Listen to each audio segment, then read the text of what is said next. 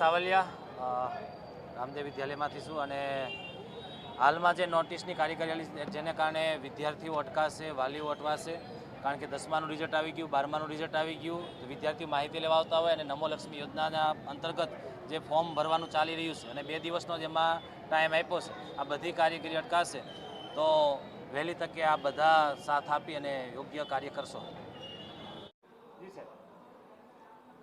મારું નામ મનુભાઈ પરસોત્તમભાઈ ચાવડા છે. Swami Vivekananda education and welfare trust સંચાલિત નાલંદા વિદ્યાલયના પ્રેસિડેન્ટ તરીકેની જવાબદારી છે મારી. ગઈકાલે સુરત મહાનગરપાલિકાના અધિકારીઓ કોઈપણ જાતની નોટિસ વગર, કોઈપણ જાતની જાણ કર્યા વગર અમારી આ ચાલુ સ્કૂલ, પ્રવેશની કાર્યવાહી ચાલુ, એડમિશનની કાર્યવાહી ચાલુ, 200નો સ્ટાફ એ ચાલુ સ્કૂલમાં આજે સવારે સીલ મારવા આવ્યા અને સીલ મારી દીધું. સ્ટાફ અંદરનો સ્ટાફ અંદર અને બહારનો સ્ટાફ બહાર, કોઈ પણ જાતની જાણ કર્યા વગર આ સુરત ઝોનના અધિકારીઓ પોલીસ બંદોબસ્ત સાથે, પોલીસ સિક્યુરિટી સાથે આવીને બહાર લોક મારી દીધું. અંદરનો સ્ટાફ અંદર રહી ગયો, બહારનો સ્ટાફ બહાર. તમામ કાર્યવાહીને દાદાગીરીથી, માફિયાગીરીથી આ અધિકારીઓએ આ સંસ્થાને સીલ મારવાની કાર્યવાહી કરી છે.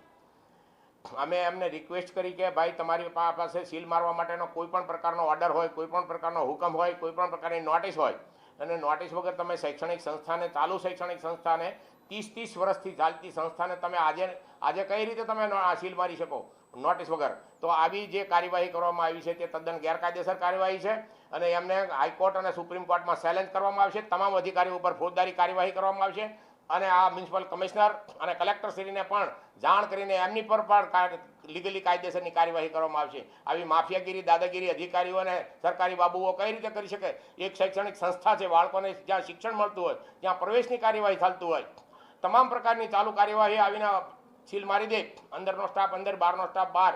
આવી આ ગેરકાયદેસર પ્રવૃત્તિ છે અને આ માફિયાગીરી છે. આવી માફિયાગીરી અધિકારીઓને ચલાવી લેવામાં આવશે નહીં, એના પર કાયદેસરની કાર્યવાહી કરવામાં આવશે. સખ્તમાં સખ્ત આવી કાર્યવાહીને વખોડવામાં આવે છે.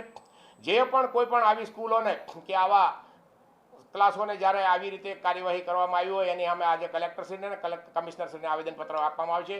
આ શાળા સંચાલક મંડળ સુરત શહેર અને સમગ્ર ગુજરાતનું શાળા સંચાલક મંડળ આ કાર્યવાહીને વખોડી કાઢે છે.